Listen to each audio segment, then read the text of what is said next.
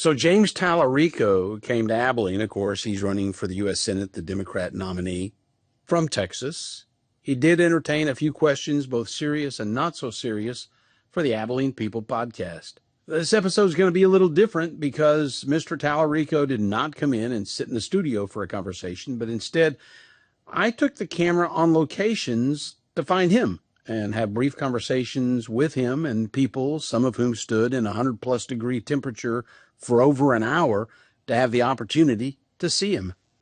Well, I'm with Ariba Barmal, ace political reporter for KTAB, KRBC, BigCountryHomepage.com. Hi, Ariba. Hey, Danny. So what are we doing exactly? We are sitting in the car in the AC waiting for James Talarico to come out of his data center roundtable. So there's a data center roundtable. Yes. And then there's like a press gaggle where he's going to come out and you're going to ask him penetrating questions, right? Something like that, yes. Yeah. I don't know how to operate a camera, so this whole picture is wrong, and I try to fix it as we go along, and it gets, frankly, ridiculous and, I don't know, kind of funny. So, seriously, how long ago were you in college at the University of Texas?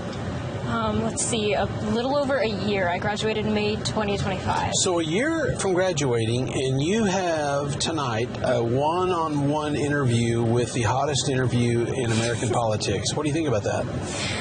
I'm super excited to get to talk to him. He's from the Austin area as well, so it should be interesting. He's, of course, running in a huge Senate race that's getting national attention, so I'm excited that he's in town and we're getting to talk to him.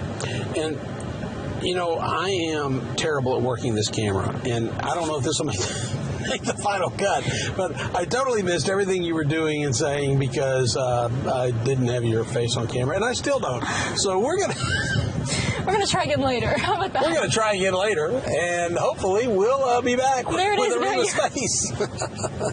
The good news is we do get Ariba, who is a true professional journalist, and her interview with Mr. Talarico later in the podcast. After a round-table conversation, Mr. Talarico came out for that press gaggle. I'll take the opportunity right now to invite Ken Paxton to come on the Abilene People podcast and talk about all of this and more. Well, thank you, everybody, for being here, and I want to thank the community residents and leaders, small business owners behind me for the honest conversation about data centers in this community. And we have Democrats, Independents, and Republicans here. And all of us are concerned about the construction of these centers and how to balance the need for economic growth, but also the need to protect our communities in the process. And so I'm very thankful for those honest conversations. And I look forward to hearing from more residents tonight at our event. And throughout this campaign process. We have big data centers that are buying politicians in our state. In fact, we just found out, based on recent reporting, that Ken Paxton, the most corrupt politician in our state, has taken nearly $500,000 from the data center industry. And that explains why, as Attorney General, he didn't help the residents of Hood County when they were seeking his support in stopping the data center construction in their community. We need a senator who's going to fight for all Texans, not just billionaire mega donors. And it's why I'm here listening to the folks in Abilene. It's why we're traveling the state listening to Texans. And it's why we've rolled out a comprehensive plan to rein in these data center companies. We have to stop data centers from jacking up our utility bills. We have to stop data centers from using up all our water. We got to stop data centers from getting sweetheart tax deals. And we got to stop data centers from being built if they can't meet the demands of our communities. And so I've committed that I will be a Texan for every senator. I'll be a senator for every Texan that can't afford one. And I think in the weeks and months ahead, you're going to see Texans across the political spectrum, across the state, speaking out against these corrupt deals.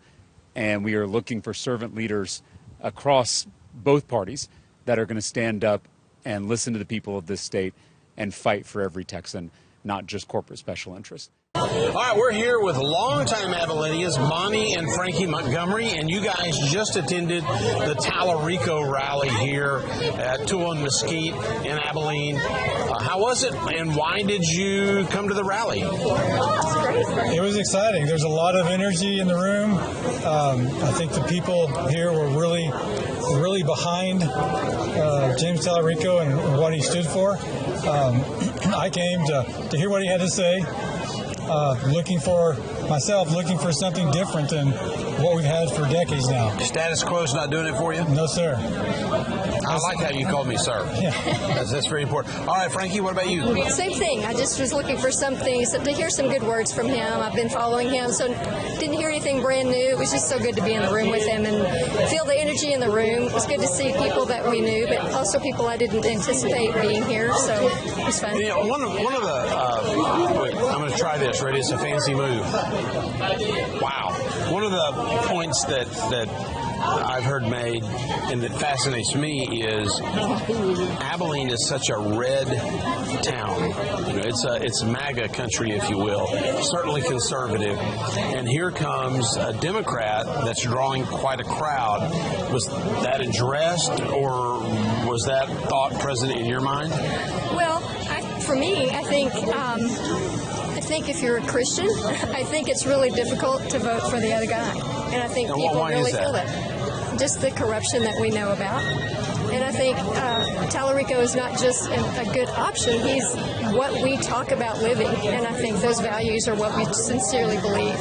So that's not a hard choice. I fully agree with that. Yeah. The corruption is the biggest issue that I think that we're facing in the state and in our country right now. And James Talarico, I think, will be just the opposite of what we've experienced. And by just the opposite, but I'm going to try it again. Ready? Let's see. Wow. So by opposite, you just mean, values, genuine values, the real deal kind of stuff, not corruption? Yes, and actually getting back to the very purpose of government, whether it be state or federal, it is for the purpose of the people. And I think that's been lost for a long time. Closing words, Frankie? That's it. Thanks, Danny. Okay, so we're still at the 201 Mesquite Center, where I'm talking now with longtime Abilenian Corey Wolf, who was present for tonight's James Talarico event. So, Corey, how was it? Oh, it was fantastic. Why? What made it fantastic? Just his speech, everything he talked about.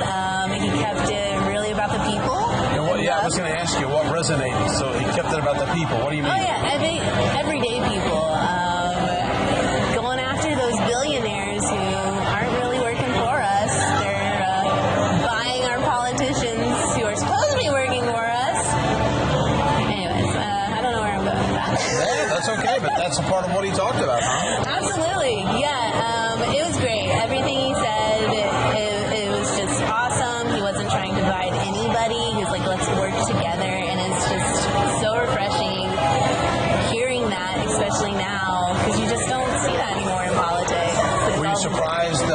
Was the crowd big in your estimation, or was it small, or were you disappointed in the crowd? I am so proud of Abilene for turning out. I saw the line around the block, and it was just incredible seeing this many people. You mean the line to get in? The line to get in, lined up around the block in this hot sun, waiting to see Talarico speak, and it was just really cool seeing people come together to just listen to him and cheer him on. Hey, thanks for talking to us for the podcast Abilene People. Absolutely. Thank And you are an Abilene person. Love you, Abilene.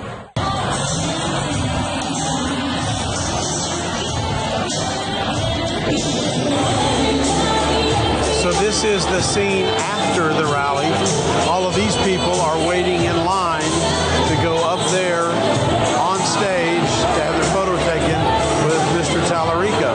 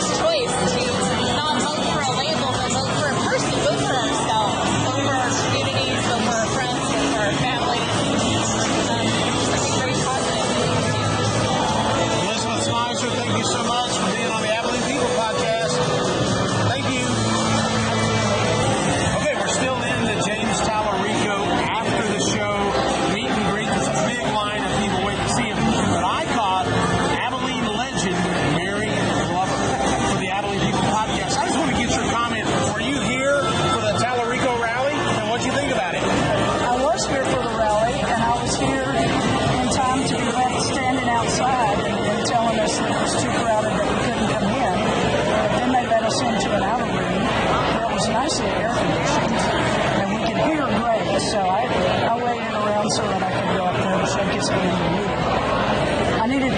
So you no. So you really had literally an overflow crowd. Yes. In fact, they came out to the parking lot and told us they weren't going to let us in. And then I think they must have opened another room and let us all come inside. What did you think about what Talarico had to say? I think it's great. I got to see him in Corpus Christi at the convention as well. But stuff we want to hear, stuff we need to hear. What I told him is when he gets up there, I just want him to start legislating, do their job, and make life better. What's the one thing or two things he said that really resonated with you? I think his appeal to making life fair for everybody, prices down, and taxing the wealthy in order to pay their fair share, not to punish them. Just kind of even things out there. I also needed to tell him that I went to the Episcopal Seminary right down the street from this Presbyterian Seminary. Oh, yeah. So they play football with each other. So have you had a chance to tell him that yet, or you're going to tell him? Yeah, no, I told him when I was up there. Yeah, what did he say? He said that was nice. All right, Mary Glover, thanks for being on the Abilene People podcast. Thanks for talking to us about this evening with James Talarico. Thanks. Thank you. Okay, talking to another long-time Abilenian who knows her way around politics, Donna Albus. Donna, how are you? I am marvelous. So what do you think of the Talarico show tonight? I am so excited that many people are here to support him and are excited about his campaign. He's real, Danny. He's real. Donna, what did he say?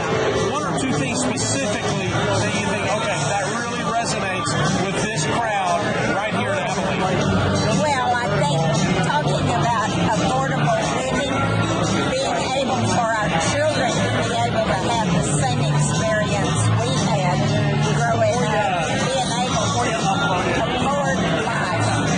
Yeah, and I love this gizmo on the camera. It switches around me. But yeah, I'm wondering if that is something that resonates with people regardless of their conservative or liberal. You know, that's just kind of a message for human beings. I mean, who doesn't want genuine affordability, right? Absolutely. We were sitting here, there were Republicans, Democrats, Independents, of which I'm one. After the other meeting, I ran home and got a Velveteen Rabbit book and a rabbit. The youngest I've given to is pre-birth. The oldest is 90. And the reason I wanted one for him is the Velveteen Rabbit says to me that you have to be real. And do you think Talarico's real? Absolutely. That's why I love him, because he shoots straight. He doesn't blame everything on the Republicans. He doesn't blame everything on the Democrats, except we've all got a responsibility to take back our state. Well, that sounds like a message an independent would really appreciate. Thank you, Donna Albus, for being with us on the Abilene People podcast. Thank you for asking.